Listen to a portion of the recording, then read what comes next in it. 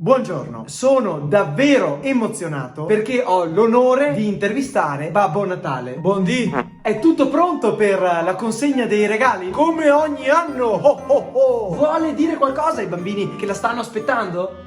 Cari bambini, tra una consegna e l'altra provvederò a sanificarmi completamente per la vostra sicurezza. Era perfetto, eh. Ma come, è già finita l'intervista? Beh certo, mi accontento con tutti gli impegni che avrai in agenda. Ma quali impegni, canale? Sono senza lavoro. Ma come senza lavoro? Certo, gli eventi sono tutti annullati. Io vivevo soprattutto di quelli. Ma ciao, col Covid è andato tutto in mona. Ah certo.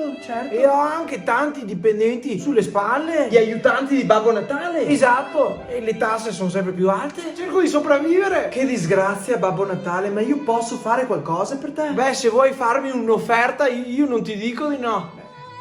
Ho solo 2 euro. Grazie. Prego.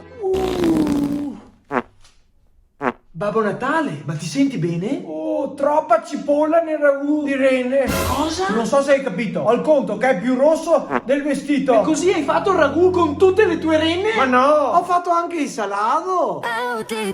Ma non ho potuto non notare il tuo forte accento veneto. Ma come mai? Canal, mio papà è del Polo Nord, ma mia mamma è islandese. Ma cosa c'entra l'Islanda col Veneto? Ma non lo sai? È vicino a Padova, all'Islanda!